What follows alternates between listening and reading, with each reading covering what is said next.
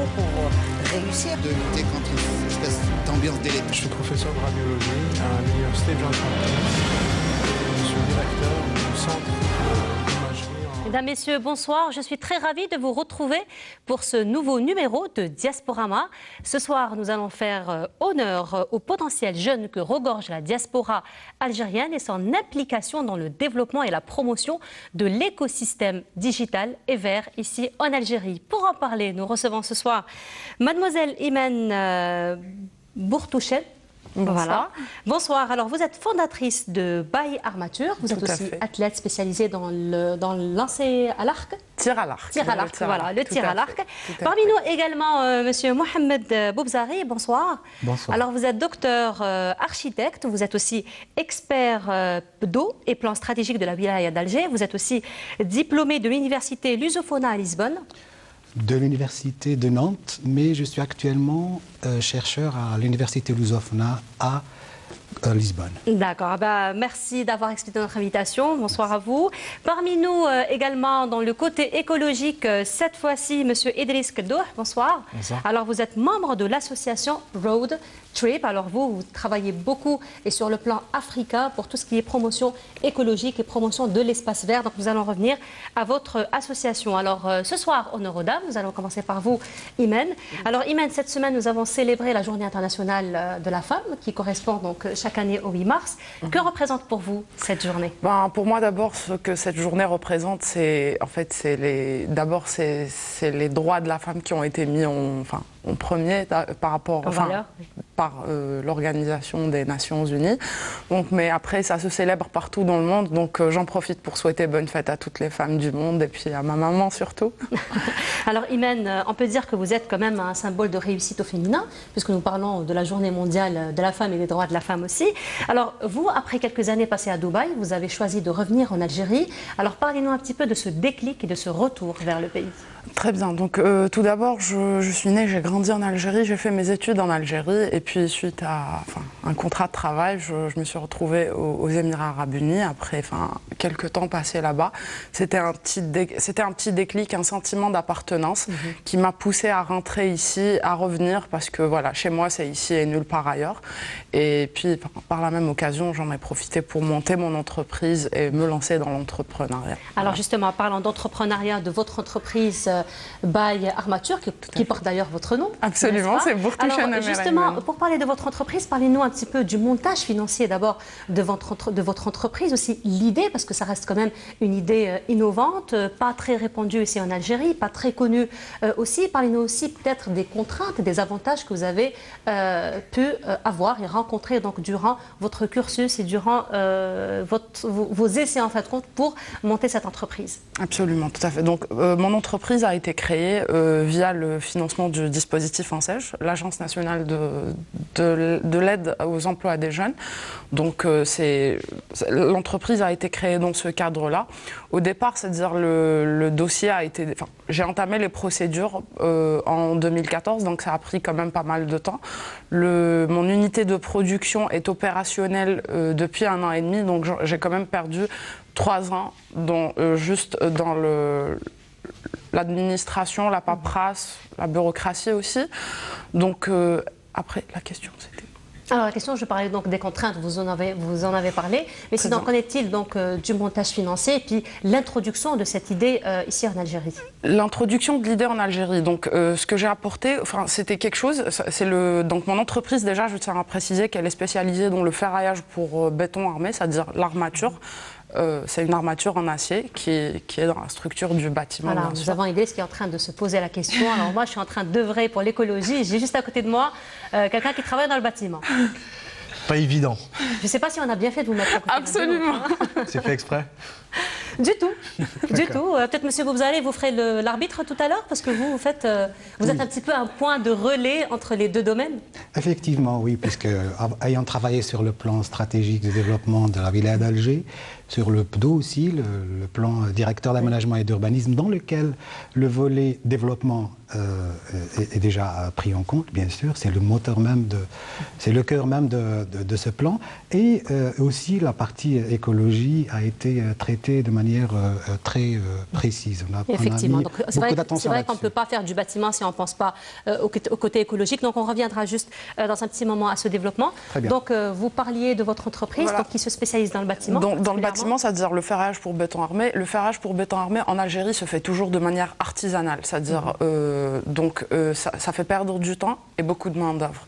Donc en étant de l'autre côté, justement, j'ai apporté cette technologie avec moi. En travaillant là-bas déjà, je voyais le génie civil arriver complètement prêt et je me dis pourquoi pas en Algérie. Il est temps de passer à une vitesse supérieure un petit peu. Donc c'était en quelque sorte faire gagner du temps, de l'argent parce que ça coûte un peu moins cher et puis de la précision quant au génie civil. Donc ça reste un nouveau principe déjà en Algérie, une nouvelle idée. C'est très innovateur, mais l'idée n'est pas complètement encore acceptée en Algérie parce que voilà, on n'arrive pas à imaginer quelque chose qui s'est toujours fait de manière artisanale, complètement industrialisée. Voilà, donc en fait, il faut encore une fois travailler, peut-être faire beaucoup plus un travail de sensibilisation, absolument, probablement de formation, d'information aussi. Tout à fait. Pour ouvrir peut-être un peu plus la voie vers ces nouvelles idées innovantes. Voilà, c'est vrai qu'on a toujours peur de ce qui est nouveau. De ce qui est nouveau, exactement. Voilà. Ce qui est nouveau fait peur. C'est l'inconnu, voilà. C'est l'inconnu, donc vous êtes là probablement pour ouvrir cette voie. Alors peut-être, Edith, je reviendrai à vous, Monsieur Bobzari aussi. Alors j'imagine que dans vos domaines respectifs, que ce soit l'écologie ou l'architecture, il y a beaucoup de femmes aussi qui ont prouvé leur présence et aussi leur compétence, n'est-ce pas? Moi, personnellement, dans l'expérience que j'ai des missions de reboisement, majoritairement, c'était des femmes qui étaient présentes pour mener les actions. Donc ouais, la présence de la femme a été... C'est vrai qu'elles sont très sensibles, les femmes, par rapport à tout ce qui est vert. Hein. Donc, quand on rentre dans les maisons, déjà, il y a toujours des plantes, c'est toujours aussi vert dans les maisons, dans les balcons et tout. Donc, c'est vrai qu'il y a cette sensibilité par rapport à ce côté-là. Exactement. Même au-delà du côté vert, je trouve que la femme, moi, elle est plus présente dans le bénévolat global, général, quoi, que ce soit... Voilà, Iman, elle en connaît un bout, d'ailleurs, en bénévolat. Oui, tout à fait. J'ai déjà fait du mouvement associatif. J'ai même bénéficié de stages à l'étranger dans des organismes internationaux. Mais vous, c'était beaucoup plus l'humanitaire. C'était plus l'humanitaire, exactement. Mais c'est vrai que l'engagement des femmes est beaucoup plus important dans tout ce qui est bénévolat. Tout à fait. Monsieur Bobzari, dans le domaine d'architecture? Je ne dirais pas forcément l'architecture, puisque j'étais plutôt à une échelle un peu plus grande, celle de la ville. Donc, j'étais dans une démarche plutôt d'étude du plan d'Alger. Alors, d'abord, effectivement, excusez-moi, mais je dois rendre hommage à toutes les femmes pour cette journée qui est la leur et qui doit nous rappeler à nous tous, les hommes, que, en quelque sorte, nous sommes aussi des femmes aujourd'hui, avec elles. Et je veux vous dire, sur ce plateau, nous sommes 2 hommes et 2 femmes, donc les équilibres sont déjà établis, sauf que nous sommes commandés par une femme. Et je suis honoré. Commandé, j'irai pas quand même. J'irai pas quand même employer ce terme. Alors, ce que je voulais dire, c'est qu'effectivement, dans l'équipe avec laquelle j'ai travaillé à Lisbonne, déjà, notre chef était une dame. C'était une femme, Madame Dr Elena, à laquelle je rends hommage, et qui a coordonné ce travail du plan d'Alger de bout en bout, vraiment avec beaucoup de précision et beaucoup de force, parce qu'il y avait de grandes équipes à mener. Oui, effectivement, dans le métier d'architecture, effectivement, les femmes doivent montrer beaucoup plus leur présence, et ça, c'est vrai que c'est pas gagné. Les écoles d'architecture, les universités chez nous, quand on regarde statistiquement, il y a beaucoup plus de femmes que d'hommes. Ensuite, quand on arrive au chantier, effectivement, on trouve que cet équilibre est un peu rompu. Donc, la journée de la femme, maintenant là, tant que les égalités ne sont pas encore atteintes, j'espère qu'un jour, on n'en parlera plus de cette journée de la femme parce qu'on sera tous égaux. Pourquoi pas. Alors, justement, on va juste revenir à ce plan d'urbanisme, à ce plan, donc, plan stratégique donc, de la wilaya d'Alger. Mais avant cela, je vous propose de découvrir ces images, vous rendant hommage, d'ailleurs, vous en aurez, vous, donc, Monsieur Bobzari, à travers votre contribution justement à ce plan stratégique de la wilaya d'Alger. Je vous propose de découvrir découvrir ces images. On se retrouve juste après pour aborder donc le thème de l'urbanisation. La mise en œuvre des projets prioritaires exige un modèle de gestion intégré avec des critères économiques d'efficacité, de rigueur, au lieu d'une solution de gestion indépendante de chaque projet. Le plan stratégique est un projet réaliste qui fixe les nouvelles règles du jeu de l'avenir. Pour que ce projet voie le jour, il faudrait qu'il soit techniquement bien managé. C'est le savoir-faire de la wilaya et c'est son engagement pour Alger et pour toute l'Algérie. Alors c'était votre voix, M. Bobzari? Oui, par la force des choses, je me suis retrouvé à mettre ma voix parce que c'était un film qui a été fait un peu dans l'urgence. J'avais quelqu'un qui devait m'envoyer donc une bande son, mais il n'y avait plus le temps de coller le... Bon bref, c'est technique, vous connaissez très bien ce travail-là qui est le vôtre. Mais ce que je voulais dire, c'est ça, ceci est un film qui résume le travail, c'est un film de 20 minutes, 18 minutes à peu près, que l'on pourra diffuser bientôt, je pense, par la wilaya, la direction d'urbanisme, et qui résume très bien le plan stratégique sur lequel s'est lancé Alger jusqu'en 2035. Justement, alors dans ce cadre-là, quel est le regard que vous portez sur cette dynamique qui gravite autour de la capitale d'Alger, notamment dans le domaine de l'urbanisme?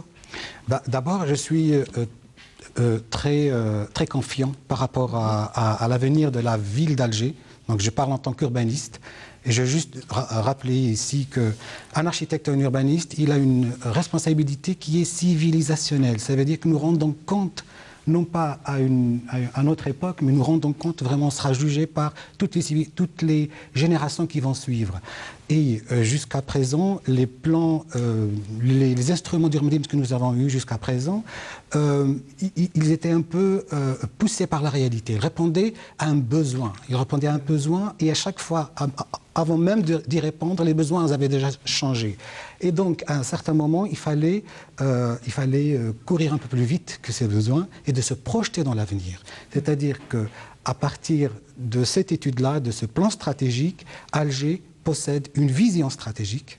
Elle sait où elle va, elle a des ambitions à atteindre, des objectifs à atteindre et un plan chronologique, je dirais, en quatre Alors justement, époques. là on est en train de découvrir l'avenir à travers les images. Voilà, en 4 époques. Par exemple ici, c'est un plan, c'est la Grande Poste, et ce qu'on voyait tout à l'heure, c'est Tafoura, où on va arriver justement au bord de la mer. Quand on va reconquérir, l'Algérois pourra reconquérir la mer, parce que jusqu'à présent, ce qu'on a constaté, ça c'est le pont de Tilimli, donc c'est l'aménagement autour du pont de Tilimli, c'est encore un projet prioritaire. Là, c'est le franchissement du foncier ferroviaire, mais qui est actuellement en étude en même temps, avec des passerelles, etc. C'est quoi ces projets prioritaires? Ces projets prioritaires, ils permettent à l'Algérois justement de se réconcilier avec la mer. Parce que moi, j'ai grandi à Gigel, une ville magnifique. Tous les Algérois, toute l'Algérie va là-bas en été pour... C'est quoi d'avoir grandi à Gigel? Je ne me suis pas rendu compte que j'étais vraiment privilégié de sortir de la maison. À 10 minutes, je suis à la plage et de retenir. Et donc, c'est vrai que c'est un privilège. C'est un privilège, je ne me suis pas rendu compte de ça. Jusqu'au moment où je travaillais sur Alger, je me suis rendu compte que l'Algérois étouffait dans une très belle ville. Il étouffait, il n'avait pas d'autres endroits où sortir de son appartement. Et puis, il n'y avait pas beaucoup d'espace vert. La mer, bon, elle est inaccessible par par le train, elle est inaccessible par l'autoroute, elle est inaccessible par beaucoup d'obstacles. Nous sommes en train de travailler actuellement sur le franchissement de ces obstacles, le ralentissement, la désactivation de changer le statut de cette autoroute-là qui ne doit pas être à cet endroit-là, de manière à ce que l'accès à la mer soit tout à fait naturel. Par exemple, le projet des Sablettes nous a montré la preuve que l'Algérois était demandeur de ce contact avec la mer, avec l'air. Le projet des Sablettes va être réintégré dans le plan d'aménagement de la baie, qui est actuellement en cours, de manière à ce que ça soit vraiment réaménagé, adapté et accessible, sans aucune barrière et sans ticket à payer à l'entrée. Parce qu'actuellement, ça fonctionne très bien, mais ça fonctionne un peu comme un équipement, n'est-ce pas? Ça ne le sera plus parce que ça va être intégré dans une étude de manière à ce que l'Algérois aura un front de mer comme toutes les capitales. Alors dans cette même perspective, l'Algérie s'est dotée d'instruments d'urbanisme tels que le PDO. Alors comment inscrire le paysage urbain d'Algérie dans un espace connecté, mobile et vert. Ok.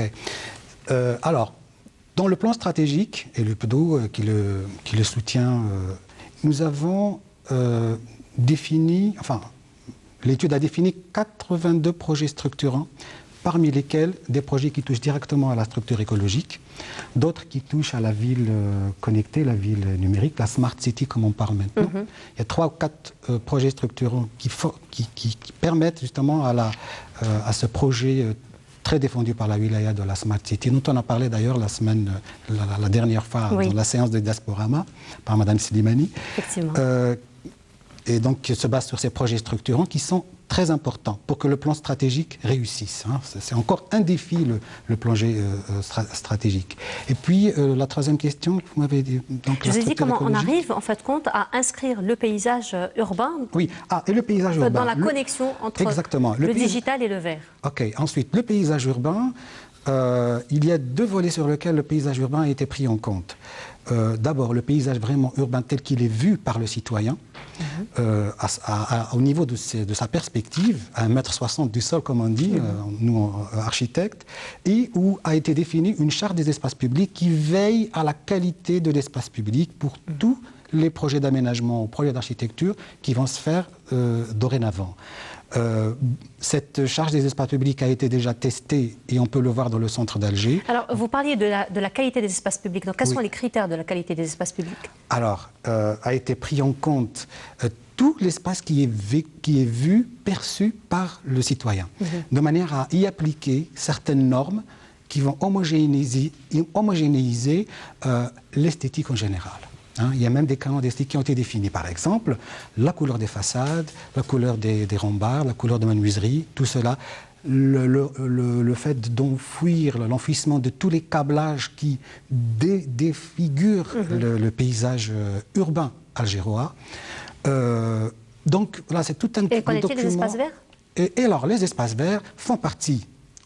à cette échelle-là, ils font partie de la charte des espaces publics. Parce que d'abord, il faut répondre à une norme, celle qui est de 10 mètres carrés de jardin par citoyen, accessible en 15 minutes. Et ça, on va le faire avec les plans d'occupation au sol.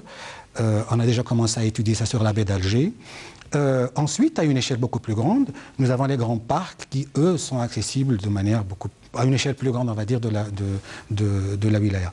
Alors justement, en parlant d'espace vert, on passe à vous, Idriss. Alors vous représentez l'association Road Trip. Alors c'est un joli jeu de mots, d'accord? Parce que vous n'écrivez pas trip comme on l'entend, donc le TRIP, mais c'est beaucoup plus le TR2. L'apostrophe P. Donc là, c'est un joli jeu de mots entre l'arbre et entre le voyage. Et donc, votre association a beaucoup plus une dimension africaine. Et là, donc, un petit peu vos objectifs, c'est faire la promotion de tout ce qui est espace vert, n'est-ce pas? Exactement. Road Trip a commencé déjà par des petites initiatives locales à Paris, dans les banlieues. Planter des arbres dans les cités, parce que le béton est majoritairement en banlieue, donc il fallait quand même donner des espaces verts aux cités. On avait commencé par là, et ensuite l'Afrique, notamment le Maroc, Mali, Mauritanie, Sénégal, etc. Donc oui, en termes de verdure, la question était importante. Alors, votre association, elle existe depuis quand? Elle a 10 ans. En 2018, elle a eu 10 ans. Ouais. 10 ans, et en quelques chiffres rapidement, c'est 35 000 arbres plantés. Sur le plan africain? Notamment, oui. Notamment. D'accord. Alors dernièrement, vous avez fait aussi une autre initiative, la première de votre association ici en Algérie. Parlez-nous de cette initiative. Cette initiative, c'était... puisque moi, j'ai une petite expérience avec Road Trip, donc j'ai fait le Maroc, le Mali et la Mauritanie. Et j'ai eu envie d'apporter cette idée-là de reboisement en Algérie. Et notamment aux portes du désert, à Gardaïa. Et c'est pas fortuit, en fait. Votre choix n'a pas été fortuit? Non, franchement, pour vous dire la vérité, il était 3 h du matin, j'étais à la maison, j'arrivais pas à dormir. Et je me suis dit, tiens, j'ai envie de le faire chez moi en Algérie. Et puis j'ai cherché sur Internet, je suis tombé sur Gardaïa, Tafil Al Tajdid avec la ville écologique. Et j'ai contacté des représentants de cette ville, d'associations, etc. Ils m'ont tout de suite répondu. Ils ont été tout de suite emballés par l'idée. Et ça s'est fait très rapidement. Voilà. Et puis, en fin de compte, la porte du désert, c'est pas aussi fortuit sur le plan écologique aussi, puisque l'Algérie souffre d'un autre, on va dire, d'un autre fléau naturel qui est la désertification. Et donc, en fin de compte, c'est un très bel endroit, et puis un endroit stratégique, si j'ose dire, pour implanter votre projet. Exactement. Après Gardaïa, ce qui est bien là-bas, c'est que eux bossent pour éviter la désertification, mais c'est vrai qu'il y a d'autres lieux en Algérie où les conséquences sont dramatiques. La désertification, du coup, fait fuir les habitants vers les grandes villes, ce qui surcharge, du coup, les villes, et surtout, sachant que les habitants de ces zones-là sont les plus défavorisés. Donc, du coup, elles arrivent dans des grosses villes et elles se retrouvent dans des endroits, à vivre dans des endroits insalubres, quoi. Donc, c'est une vraie question. La désertification fait moins de bruit que la guerre, mais les conséquences sont tout aussi dramatiques. Donc, alors justement, il y a beaucoup de projets qui se font pour lutter contre la désertification, notamment la ceinture verte. Vous en connaissez un beau docteur d'ailleurs. Oui. Alors nous avons des images sur la ceinture verte, je vous propose de les découvrir. Et on se retrouve juste après pour en parler. Ce développement anarchique, il faut créer des parcs urbains autour des 23 quartiers de la capitale. Ils fonctionneront comme des murailles vertes. 2 sont en projet, l'un autour de Kharessia et l'autre autour de Chavaga. Voilà, c'était donc quelques images, donc toujours en votre compagnie, en compagnie de votre voix sur ces images-là. Donc la ceinture verte, vous nous expliquez, c'est quoi le projet? Oui, alors, devant le constat justement de l'étalement urbain, parce que les villes sont de plus en plus peuplées effectivement, il fallait agir. Il fallait agir parce que sinon on allait à chaque fois déclasser les terres agricoles pour avancer. Bon, par chance, au moment de l'approbation du PDO... En fait, déclasser les terres agricoles, mais à la fin, les perdre carrément. Complètement, de manière irréversible. Dans les grandes villes, c'est beaucoup plus des villes urbanistiques que des villes, agricoles. Tant qu'il fallait agir. C'était l'une des urgences, l'une des priorités du PDO. 0 terre agricole à déclasser. Et donc, quel est le concept qui a été développé? C'est cette grande ceinture verte qui est au fait un ensemble d'agriparcs. Et c'est quoi ces agriparcs? Ça va être quoi? Maintenant, ils sont à l'étude, ils vont être réalisés. C'est occuper cette bande-là qui est la frontière entre le périmètre urbain et les terres agricoles.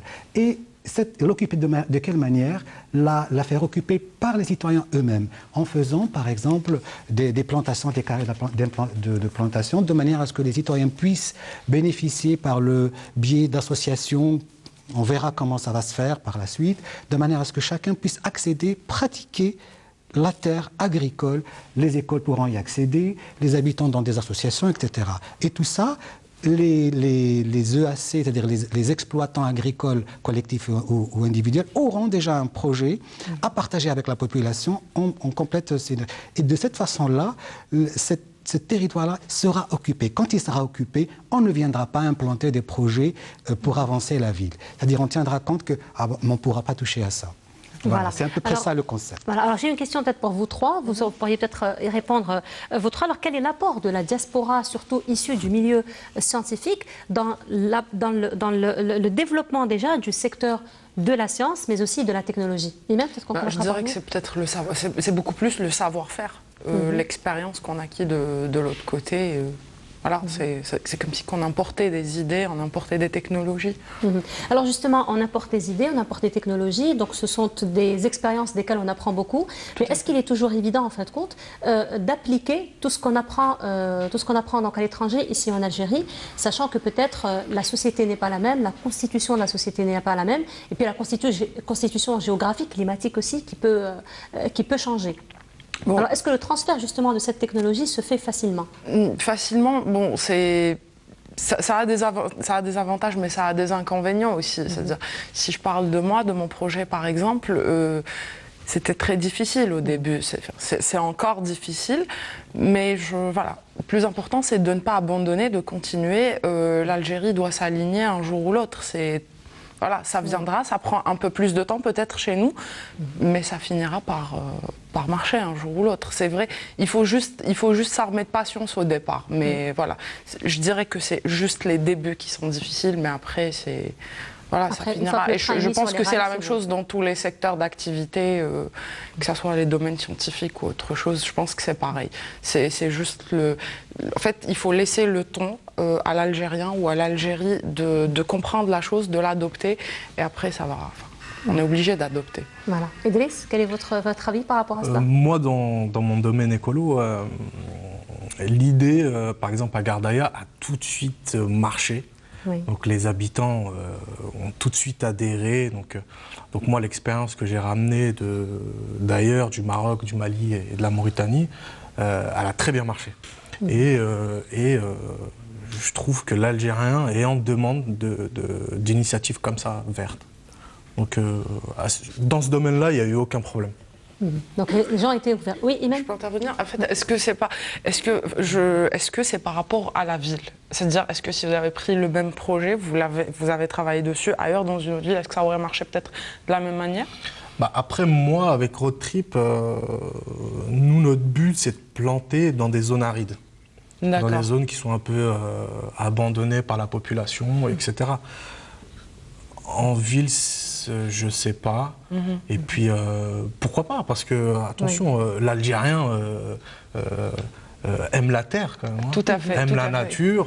Et d'ailleurs, vous-même, vous êtes un exemple de cet Algérien qui aime sa terre, parce que vous vivez toujours en France, mais vous avez toujours votre petite semaine en Algérie qui est incontournable, qui est indiscutable. Exactement, la petite piqûre de rappel pour savoir que on vient d'ici, nos racines sont là. Et c'est aussi notre histoire. Donc l'Algérie, quoi qu'il arrive, moi j'ai vécu au Vietnam, un peu au Suriname, etc. L'Algérie, c'est l'Algérie. Oui. Hein. Donc obligé de revenir ici et obligé d'entreprendre, surtout ici. Donc. Voilà. Monsieur Boubzal, votre avis par rapport à cela? Vous m'avez fait penser par cette question à la politique européenne de promotion de la mobilité des chercheurs au sein de l'Europe pour justement promouvoir l'échange du savoir et des savoir-faire. Nous, quand on parle de la diaspora, l'Algérie est là, mais la diaspora, elle fait que l'Algérie finalement est un peu partout.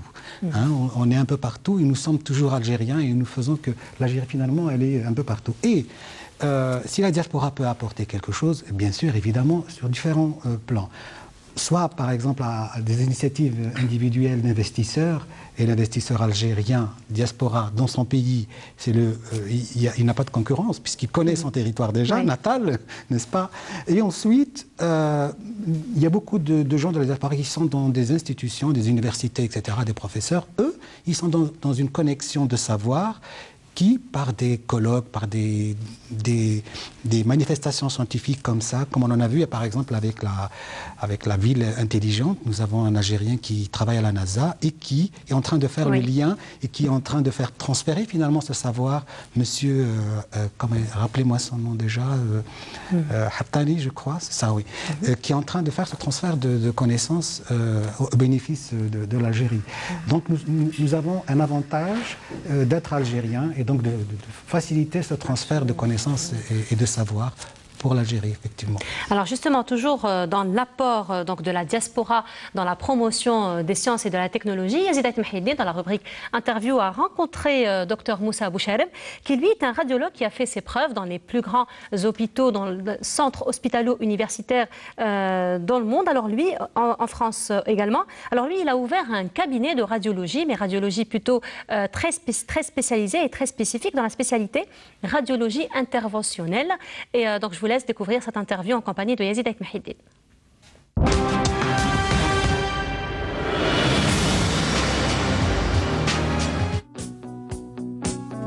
Moi, j'ai été formé à l'université d'Alger, en fait, exactement en 82. Donc, j'ai été à l'école du professeur Hattani à Bab el Oued. Et je suis parti dans le cadre d'une post-graduation pour l'acquisition des techniques de radiologie interventionnelle. Je suis parti donc en France, à Besançon, à l'hôpital de Besançon, CHU, pour l'acquisition de ces techniques de radiologie interventionnelle dans le cadre de les ramener, bien sûr, par la suite en Algérie. Je suis parti pour 3 ans pour ce détachement. Et finalement, je me suis éternisé là-bas pour des raisons familiales. Voilà, donc maintenant, ça fait quand même presque une trentaine d'années que j'ai passé en France et donc je me suis formé, j'ai acquis pas mal de techniques de radiologie interventionnelle. Et mon projet, donc dès le départ, ça fait 18 ans pratiquement que j'essaie de revenir en Algérie pour amener en fait ces techniques et les introduire en Algérie, former une équipe de jeunes radiologues, parce que je sais qu'il y a pas mal de jeunes radiologues qui n'attendent que ça. Quand je suis arrivé là-bas, donc je me rappelle très bien donc le professeur Bonneville où j'ai atterri. Quand je lui ai dit que je faisais donc de l'embolisation en Algérie, pratiquement il rigolait. Il se disait, c'est quoi ce gars-là qui vient de la brousse et qui prétend faire de l'embolisation. Bref, donc il m'a pris un petit peu pour un rigolo. Moi après, donc, lui, il n'en faisait pas, il ne faisait pas d'interventionnel, donc moi j'étais un petit peu déçu du service et je lui ai dit, donc, je préfère aller à Nancy où c'était vraiment la grande école de radiologie interventionnelle vasculaire. Entre-temps, il y a un malade qui est arrivé, je me rappelle très bien, un malade qui avait un gars qui avait 31 ans, qui avait fait un accident de la circulation avec fracture de la base du crâne et puis sa carotide qui avait complètement éclaté. Finalement, donc, on a programmé le malade pour le lendemain. Et ça a marché très très bien, on a réussi à le traiter avec un résultat excellent parce que c'est un malade qui pratiquement ne relevait même pas de la chirurgie, c'était un gars qui était condamné et on l'a récupéré. Donc après c'était vraiment le... Et de la Lorraine, vous êtes parti à Besançon? Voilà, de Besançon, donc après j'ai pris contact avec l'école de Nancy et je faisais pratiquement tous les 15 jours un aller-retour de 2 jours de formation sur pratiquement 2 à 3 ans.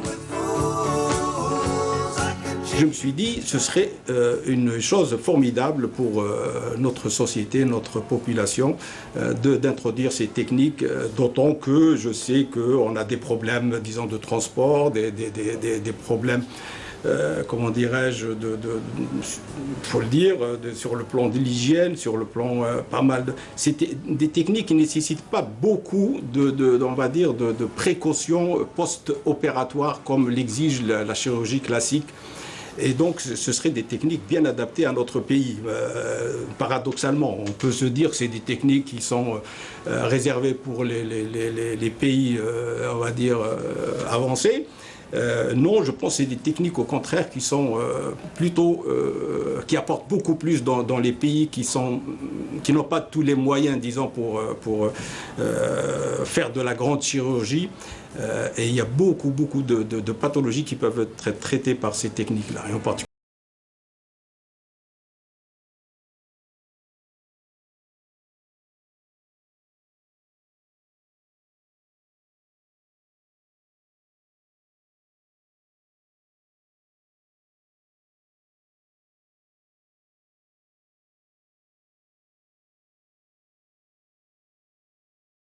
Donc, une interview du docteur Moussa Bouchareb qui a été faite par notre collègue Yazid Ait Mahiddin. Alors, Iman, je reviens à vous.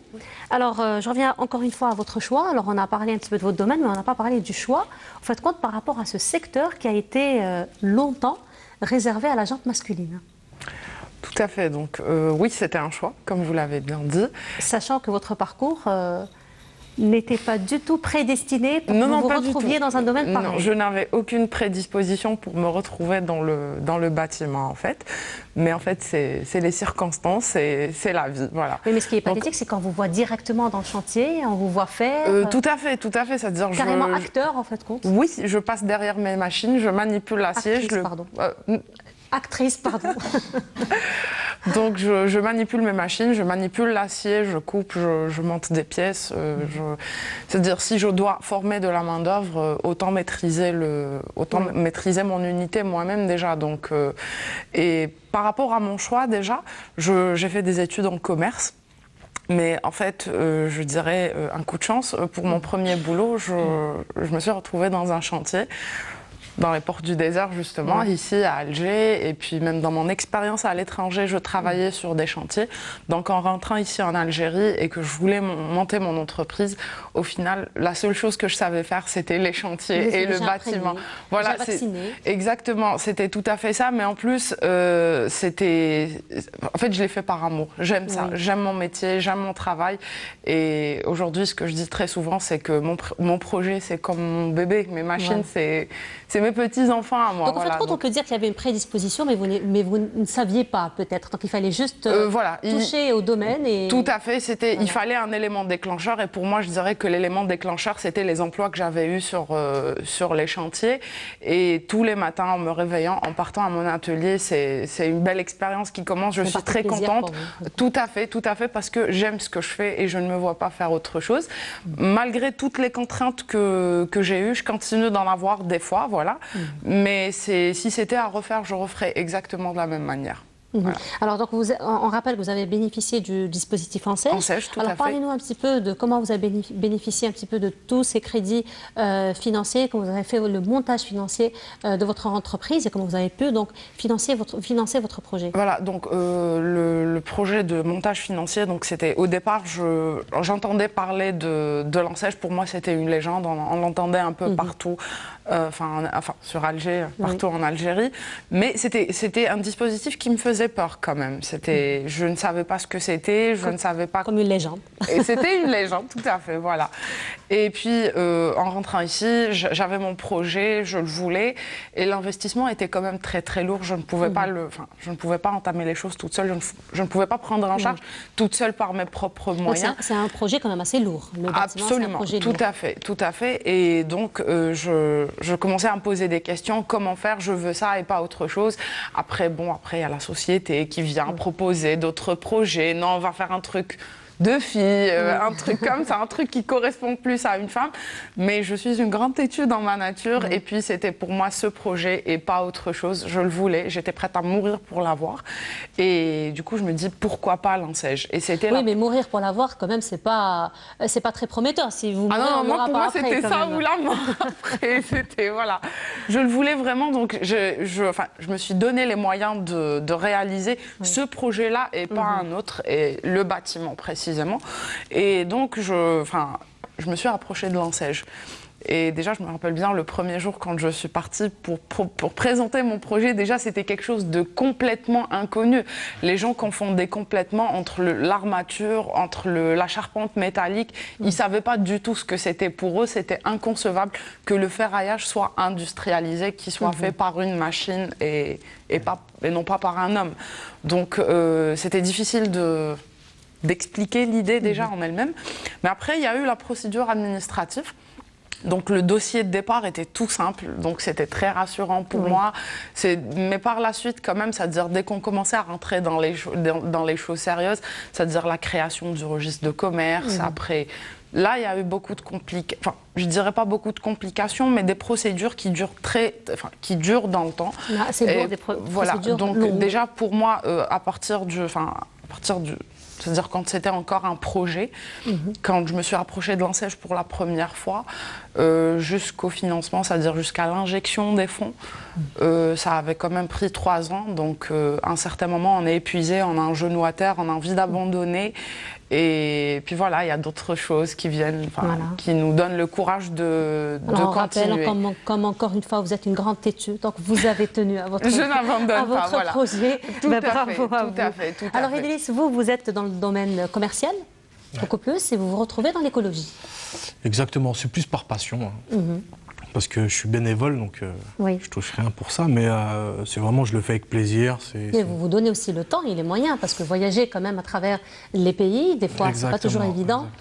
Bah après, je pense que quand on veut, on peut. Donc quand quelque chose nous plaît, je pense qu'il y a toujours moyen de trouver le temps, etc. Bon, moi, c'est ce que je fais, et je le fais avec grand plaisir, et puis voilà, donc... Alors, pour vous, donc, docteur Boubzari, alors vous êtes architecte, on a dit, diplômé des grandes écoles portugaises. Alors, parlez-nous de l'expérience portugaise dans la conception urbanistique des villes. Très brièvement, parce qu'il y a beaucoup de choses à dire. Hein. Oui, bien sûr. En fait, ce n'était pas le domaine dans lequel j'étais spécialisé. Enfin, je m'étais spécialisé au Portugal. Hein. Moi, je travaillais sur un domaine beaucoup plus de l'échelle humaine, on va dire. Et dans la recherche, moi, je travaillais sur l'espace sensible. Et je m'intéressais beaucoup plus à l'espace sonore, qui est une partie de l'espace architectural qu'on ignore parce qu'il n'est pas visible. L'architecture, le visible est très dominant, n'est-ce pas? Et donc moi, je travaillais beaucoup plus dans la recherche sur cette partie-là. D'ailleurs, d'où la publication que j'ai faite. La publication, donc... Voilà, l'espace sonore, c'est la deuxième, voilà. Sur les topologies, l'espace sonore et ses différentes topologies. Le livre que je vais d'ailleurs traduire parce que j'ai constaté qu'il y a beaucoup d'universitaires qui commençaient à s'intéresser à la question, d'où l'intérêt justement, encore une fois, de ce transfert dont on parlait tout à l'heure. Voilà, sinon je n'ai pas forcément travaillé sur la ville au Portugal. Alors, mais je peux dire quelque chose. Je peux par exemple vous raconter l'histoire de Lisbonne, qui est une ville très ancienne, et comment elle a opéré son changement et rentré dans la modernité et devenir l'une des plus attrayantes villes actuelles du point de vue touristique. C'est tout simplement, il fallait transformer un grand territoire qui était une friche industrielle. Elle a été promue d'ailleurs ville universelle ? Non, mais elle est, je ne sais pas ça, mais elle est en tout cas classée parmi les meilleures villes dans le ranking international. Je crois qu'elle a de 3e ou 2e position, même des fois première position, ça dépend des années, pour la curiosité touristique et pour l'offre, etc. Donc elle est jugée par les touristes, et non pas. Voilà. À une époque, il n'y avait pas un mètre carré moderne à Lisbonne. Il fallait créer des quartiers nouveaux, modernes, qui répondent un peu aux standards. C'est à peu près la problématique que nous avons à Alger, finalement. Hein? Nous avons besoin de quelque chose de rayonnant, d'une façade qui plonge Alger à l'échelle internationale. Ce que les Portugais ont fait avec Lisbonne, ils ont une idée géniale, c'est tout simplement de prendre une friche industrielle et cimetière des anciennes... de l'armée, c'est-à-dire des chars, les avions de guerre, etc. Ils ont débarrassé tout ce territoire-là et ils ont organisé une exposition internationale qui leur a permis d'aménager ce territoire-là. Et 6 mois après, la nouvelle ville de Lisbonne moderne était là. En même pas une année. 6 mois, c'est quand même un temps record. Hein. Ah oui, bien sûr, puisqu'il fallait... Bon, il y avait une étude l'étude qui a été faite, c'était pour aménager ce territoire-là, qui allait transformer Lisbonne. Et l'exposition, elle dure 6 mois. Maintenant, elle ne dure que 3 mois. Et puis, pendant ces 6 mois-là, c'était l'exposition internationale. Une fois désactivée l'exposition internationale, ce territoire-là a été transformé en nouvelle ville de Lisbonne. Elle est juste dans le même périmètre. Ils ont cette expérience-là dans les années de la Deuxième Guerre mondiale. Le Portugal était en paix avec lui-même et avec le monde. Et pendant qu'il y avait la guerre mondiale partout, les Portugais faisaient une exposition qu'à l'époque, malheureusement, tristement, ils appelaient l'exposition coloniale, parce qu'ils étaient une grande puissance coloniale. Et puis ils ont cette expérience de comment faire avancer, faire changer la ville rapidement. Expérience qu'ils ont refait donc en 98 par cette entreprise, le Parc Expo, qui, quelques années plus tard, après avoir accompli sa mission de transformer un territoire et de faire la nouvelle ville de Lisbonne, elle a répliqué ce phénomène-là dans les différentes autres villes de Lisbonne, de Portugal, sans pour autant faire des expositions, et elle a commencé à prospecter à l'international. D'où le contrat qu'elle a obtenu par un concours international du PDO d'Alger et de son plan stratégique. Alors on peut aussi parler également de la Casbah d'Alger, donc sur le plan, donc, justement, quelle est votre conception par rapport à l'acte de la restauration de la Casbah d'Alger? Il est l'un des plus importants actes de faire la ville nouvelle. On ne peut pas la faire au détriment de son patrimoine. La ville a un centre de départ, c'est celui-là qui reste toujours le même, c'est la Casbah. Cependant, quel est le diagnostic qui a été fait sur la Casbah? La Casbah était la ville, c'était Alger, avec ses murailles, à l'époque où elle était seulement là. Maintenant, elle n'est plus qu'un quartier de la ville. Ça, c'est un constat que tout le monde peut faire. Par contre, le diagnostic qui a été fait, c'est que La Casbah, elle est un peu écartée économiquement, elle est écartée socialement, elle est écartée urbanistiquement. Elle n'est presque plus fréquentable. Donc, il fallait la rendre fréquentable, visitable, séduisante pour que l'Algérois puisse y aller. Si vous permettez, même sur le plan touristique, on l'avait complètement oublié jusqu'à je dirais ces 2 dernières années où on commence vraiment à, je dirais, à renouer les liens, à se réconcilier avec la Casbah. Mais à un certain moment, elle était complètement oubliée. Complètement oubliée, absolument. Alors, absolument. Et donc, comment que le PDO et le plan stratégique répondent à cette question-là? La Casbah en soi, avec son périmètre, est un projet structurant du développement. Ça veut dire que parmi les 82 projets structurants dont je vous ai parlé, la réhabilitation, rénovation, tous les RE qu'on peut mettre comme suffixe sur la Casbah, et il n'y en aura pas suffisamment d'ailleurs, sont inclus dans un projet qui s'appelle la réhabilitation de la Casbah de manière générique. Ensuite, elle est incluse dans un système de parcours qui a été conçu de manière à ce qu'elle intègre le parcours touristique qui est en train de se faire et les projets que je vous ai montrés tout à l'heure. Justement, il y en a qui traversent la Casbah, mais ce n'est pas des projets déstructurants. Au contraire, c'est juste quand ils arrivent à la Casbah, parce qu'elle est protégée, on ne peut pas trop modifier la Casbah, bon, ça on le sait, donc c'est de la rénovation, etc. Très bien. Alors là, nous passons à la rubrique portrait en compagnie de notre collègue Fella Bennour, qui cette fois-ci a rencontré Akli Mellouli. Je vous propose de découvrir ce portrait et on se retrouve juste après.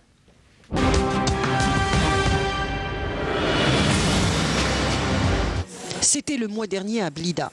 Les responsables du club des entrepreneurs et industries CMI signent un protocole d'accord avec la commission de coopération industrielle et technologique franco-algérienne. L'un des acteurs principaux de cet événement, c'est cet homme. Il s'appelle Akli Mellouli. Président du groupe socialiste, il est adjoint maire de Bonneuil-sur-Marne dans la région parisienne. Depuis 2007, il préside l'espace franco-algérien. Il y a de la qualité dans l'interne, il y a de la qualité à l'extérieur. Comment on fait les synergies pour que ces qualités soient au service de leur pays d'origine et ça ne nuit pas au service de la France puisque ça peut être gagnant-gagnant. Puisque aujourd'hui on sait bien que l'axe Paris-Alger est un axe qui peut être gagnant-gagnant contre. Et donc nous on a créé justement cet espace franco-algérien pour fédérer les énergies et pour transmettre à ces jeunes des valeurs. Des valeurs que ses parents lui ont toujours transmises depuis sa naissance. Né dans un petit village à Sourletnine en 1959, Akli Mellouli rejoint avec sa famille le papa, parti depuis déjà quelques années. Syndicaliste, l'élu s'investit depuis plus de 20 ans dans l'animation et l'encadrement des jeunes, notamment dans des coins sensibles, sans jamais perdre de vue les oliviers de son village. Car pour lui, ses origines, c'est ce qui le caractérise, pas ce qui le définit. Moi, mes racines, j'ai tendance à dire que je suis comme l'olivier et mes racines, elles sont de ce côté de la Méditerranée. On a grandi aussi dans une part de nostalgie parce que mes parents ont vécu dans le mythe du retour. Ma mère, moi, je peux vous raconter l'histoire de l'immigration à travers la musique parce que ma mère écoutait toujours la musique, elle aimait, elle avait de la nostalgie, elle voulait repartir, elle n'était pas dans son élément. Et donc, ils ont fait ces sacrifices en espérant nous donner une vie meilleure. Entouré de mon père et de ma mère, en exil dès mon jeune âge. Espérer une vie meilleure où la diversité n'est plus un critère. Mellouli va encore plus loin. Aujourd'hui, grâce à son expérience, il a une vision déterminée de la politique que la France devrait mener avec ses émigrés. La difficulté qu'on a avec l'immigration, c'est qu'il y a beaucoup trop de non-dits et qu'on a du mal à tourner la page. Nous-mêmes en France, on nous a mis tous les bâtons dans les roues possibles et inimaginables. On a fait du tout-terrain, on est des 4x4, on est capable de s'adapter. De toute façon, l'immigration, chaque fois qu'il y a des difficultés, elle sert de bouc émissaire. Elle sert de variable d'ajustement aux politiques. Puisqu'il n'y a pas en réalité un vrai débat. Que nous soyons français ou pas, nous sommes les enfants d'Algériens. C'est-à-dire que c'est ça le paradoxe de l'immigration. L'immigration a créé beaucoup de paradoxes. Des paradoxes, mais une certitude pour cet adjoint maire. Pour un arbre solide, il faut des racines solides. L'Algérie représente une force parce que l'Algérie, par rapport à son histoire, au niveau international, ce qu'elle a apporté dans la politique internationale, que ce soit en Afrique du Sud, quand Mandela déclare que son Algérie est le deuxième pays, c'est une fierté aussi pour nous parce qu'elle s'est émancipée, elle s'est libérée par elle-même. Et donc on veut que cette libération ne soit pas vaine et que nous soyons nous aussi les passeurs de l'avenir. C'est-à-dire que du passé au présent, nous allons construire le futur. Le drapeau de l'Algérie, ce n'est pas seulement le drapeau d'un pays, c'est le drapeau de tous les damnés de la terre qui veulent se relever. C'est ça, moi je peux le dire si tu veux que je le dise, c'est le drapeau des damnés de la terre, c'est tous les gens qui luttent pour leur dignité et ce qu'a fait l'Algérie en 62, peu de pays l'ont fait. Et à propos de l'histoire, justement, l'espace franco-algérien tient à mettre en avant le travail de mémoire. Une rencontre est prévue en 2016 autour de l'une des figures emblématiques de la révolution algérienne, à savoir Frantz Fanon. L'Algérie, mon beau pays, je t'aimerai jusqu'à la mort. Voilà, c'était donc le portrait de Akli Melloli qui a été dressé par Fella Bennour. Alors on rappelle que c'est un portrait qui a été diffusé sur Canal Algérie en 2015. Voilà, alors dans le registre Nostalgie, nous tenons aussi à rendre hommage à un grand réalisateur, acteur et moudjahed, donc Mohamed Zinat, à travers le film qui aborde la question de l'immigration. Le film Les Trois Cousins qui a été réalisé par René Vauthier. Je vous propose de découvrir cet extrait, on se retrouve juste après.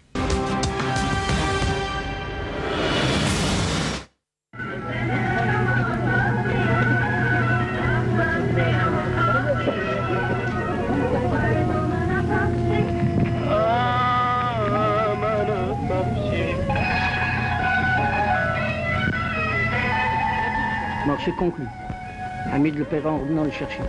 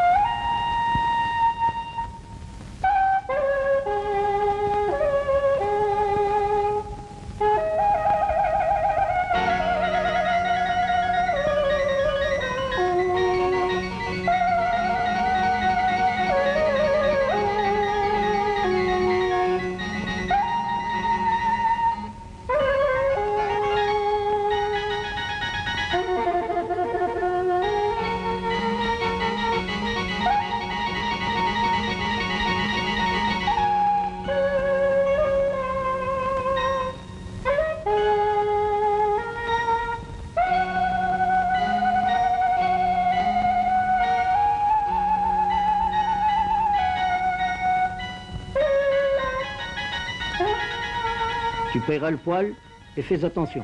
C'est tout ce qui nous reste.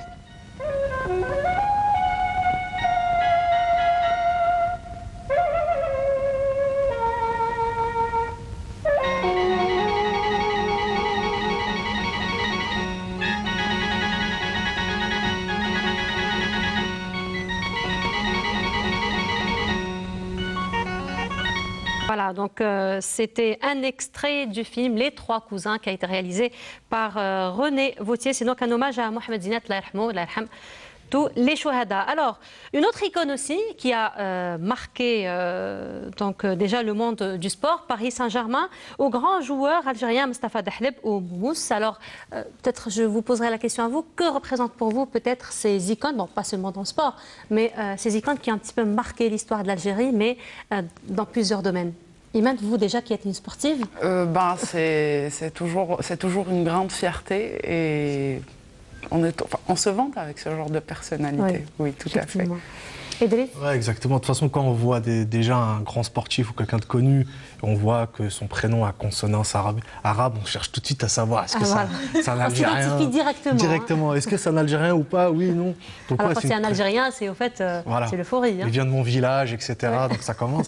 Mais c'est une grande fierté quand on a des icônes comme ça à l'international. Ça fait plaisir. Oui, docteur Bobzari? Moi, mon cœur vibre pour M. Zinat parce que je voulais être cinéaste, en fait, quand j'étais jeune. Et beaucoup moins pour le football, même si Dahleb, donc c'est un peu la mémoire que j'avais quand j'étais jeune. Oui. Mais oui, Zinat, c'est lorsque j'étais à l'université, j'étais à la Cinémathèque. Et ça fait partie de la culture algérienne incontournable, celle du cinéma, mais la culture incontournable des Algériens. Voilà. Voilà, alors justement, ce soir, nous allons faire honneur à Mustapha Dahleb à travers ces images et on se retrouve juste après.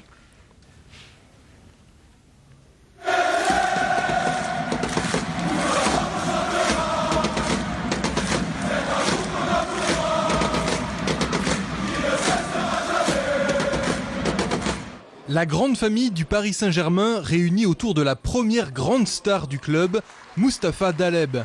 Beaucoup d'émotions pour ses anciens coéquipiers et pour celui qui est devenu citoyen d'honneur de Saint-Germain-en-Laye.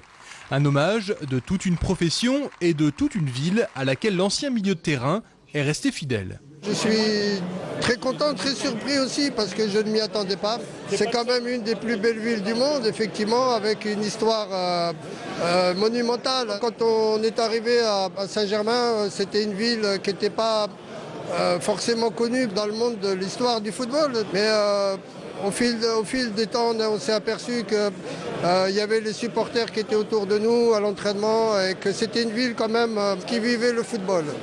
Saint-Germain-en-Laye, une ville engagée auprès de son club emblématique depuis près de 50 ans. On a tous un peu de romantisme, de nostalgie quand on évoque Mustapha, quand on évoque sa fête physique. Et on trouvait que c'était voilà, sur le chemin du 50e anniversaire du club que nous allons célébrer l'année prochaine. Voilà, on a trouvé que mettre à l'honneur Mustapha, c'était quelque chose de bien. Parmi les anciennes gloires du ballon rond présentes, Safet Suzik, Jean-Michel Moutier, Toko, Vincent Guérin ou encore Raymond Domenech. L'image que j'ai de lui, c'est toujours quelqu'un qui a envie de faire une blague, envie de rigoler, et puis qui sur le terrain, tout en étant professionnel, arriver à le faire d'une manière très très légère. Il était reposant, c'était un bonheur. L'homme aux 98 buts, ancien capitaine du PSG, est aussi resté une légende en Algérie, son pays d'origine. Les Algériens l'adorent, il est resté toujours humble. Il est resté affable. Je crois qu'aujourd'hui, c'est une juste reconnaissance de tout ce qu'il a fait pour le football, pour cette ville également et pour l'Algérie. L'année prochaine, Saint-Germain-en-Laye se prépare déjà à fêter les 50 ans d'un club qui n'a pas fini de faire briller les plus grandes stars du football. Voilà, on rappelle juste que c'est un document qui nous a été remis donc par Club Paris Saint-Germain. Voilà, nous arrivons au terme de notre émission, mais avant cela, peut-être un dernier mot à nos invités. Imen, on commence par vous. Donc, déjà, je vous remercie pour l'invitation. C'était un plaisir de me retrouver parmi vous ce soir, notamment avec Idriss, Mohamed et vous. Donc, merci pour l'invitation. Et puis, je tiens surtout particulièrement à remercier tous les gens qui m'ont encouragé, qui m'ont soutenu pour en arriver là. Et aujourd'hui, vous êtes là aussi pour encourager les autres. Ben oui, surtout ça. Idriss. Le message de fin, un peu comme Imen, donc merci à tous, merci à vous pour l'invitation et surtout un message aux Algériens qui veulent nous rejoindre pour des initiatives de reboisement en Algérie, dans le Sahara. Donc vous êtes les bienvenus. Et puis alors ils peuvent contacter déjà par votre page Facebook. Voilà, Road Trip, tout simplement. Donc ils peuvent avoir un message et voilà, on cherche des bras, des idées et puis surtout celui qui peut planter au moins un arbre comme ça, qu'il le fasse. Et surtout un grand merci aussi au docteur Ahmed Nour, l'un des fondateurs de Tafil Al-Tajdid, ainsi que son bras droit Mustapha Dahleb, Mohamed Ider, bref, et j'en passe. Docteur, à vous, dernier mot peut-être. Comme mes collègues, je vous remercie de nous avoir invités, bien évidemment, et surtout de nous avoir donné la parole et de nous avoir sorti un peu de nos laboratoires, de nos travaux pour communiquer. Et surtout communiquer sur le plan stratégique, le PDO, chose qui n'a pas toujours été faite. Donc c'est bien que j'ai pu en parler aujourd'hui. Une pensée très particulière à tous les gens qui ont travaillé sur le PDO, le plan stratégique, pendant 10 ans. Je citerai des centaines de techniciens, d'ingénieurs algérois qui ont travaillé sur cette question-là. Monsieur Amin Ben Aissa, qui je rends hommage aussi, qui a été un chef d'orchestre pendant les premières années. Vraiment. Ensuite, je rends hommage à tous les architectes et à tous les intervenants qui vont intervenir pendant les 20 années qui vont venir et qui vont faire Alger, parce que là au moins, ils auront déjà un plan clair et un PDO qui est un instrument juridique sur lequel s'appuyer. Vraiment, merci à vous, merci à tous ceux qui ont collaboré et je dis à tous les architectes, tous les gens qui veulent investir que Alger est prête. Alger est prête. Merci beaucoup. Donc, merci beaucoup d'avoir accepté notre invitation. Alors, comme à l'accoutumée, on termine sur une proposition d'un livre qui pourrait donc intéresser nos lecteurs. Alors là, cette fois-ci, on vous propose le livre de Jean El-Mouhoub Amrouche, qui a été décrit par Mohamed Dib autant que l'homme universel ou l'Algérien universel. C'est un livre donc, qui a été rédigé par Réjeanne Lebon. Réjeanne Lebon qui a été enseignant à Alger de 1962 à 1968 au lycée Frantz Fanon. Voilà. Alors je rappelle, nous avons parlé ce soir des success stories, nous avons parlé donc du potentiel jeune de la diaspora qui investit dans le domaine écologique mais aussi dans le domaine digital. Et nous avions invité mademoiselle Imen Bourtouchen qui est elle fondatrice de Bay Armature, qui est aussi athlète par la même occasion. Nous avions parmi nous dans cette émission docteur Mohamed Boubzari qui est docteur en architecture, qui est expert du dos et plan stratégique Wilaya Alger, qui lui, donc, il est chercheur dans les universités de Lisbonne. Nous avions eu également Idriss Kedouh, qui est membre de l'association Road Trip, qui par contre, travaille pour la promotion de l'écologie. Voilà, nous arrivons au terme de notre émission. Mademoiselle, messieurs, merci beaucoup d'avoir accepté notre invitation. Alors, si vous voulez revoir notre émission, vous la retrouverez sur notre page Facebook Diasporama. Vous pouvez aussi la retrouver sur la chaîne YouTube de Canal Algérie. D'ici là, je vous retrouverai dans 15 jours. D'ici là, je vous dis, portez-vous bien et à très bientôt.